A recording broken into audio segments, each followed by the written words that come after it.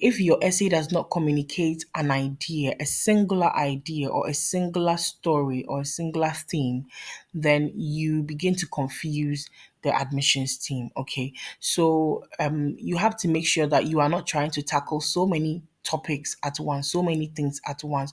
You're not trying to share so many stories at once.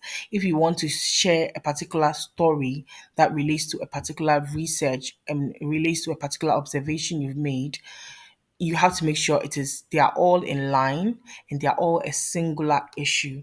You might think talking about many things at once makes you look more knowledgeable. However, the more specific what you are talking about is, the more specific your central message is, the more in depth you can go, the more you can show your knowledge and your experience and your life trajectory in relation to that particular issue. So for instance, if you want to talk about health, health is very broad. You realize that once you begin to talk about health, okay, then you start to talk about maybe reproductive health, or mental health, or different areas of health. You see that you are not able to capture everything, so you begin to now say so many things, and that will make the essay look all over the place.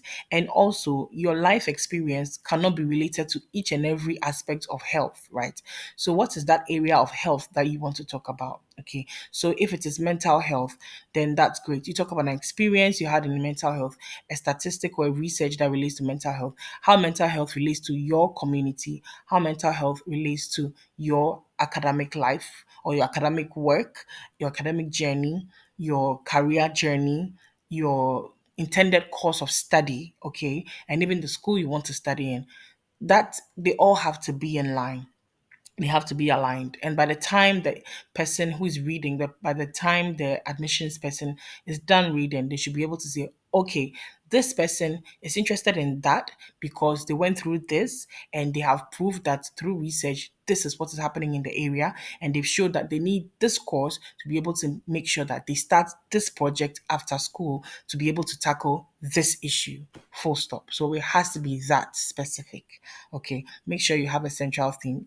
Stay away from vague statements, vague, descriptions, like flowery words that and flowery statements that are not, you can't really substantiate, okay, in the essay. So that's all I have to say for this one. Look out for another video where we are going to talk about how to brainstorm to decide on what your central message will be.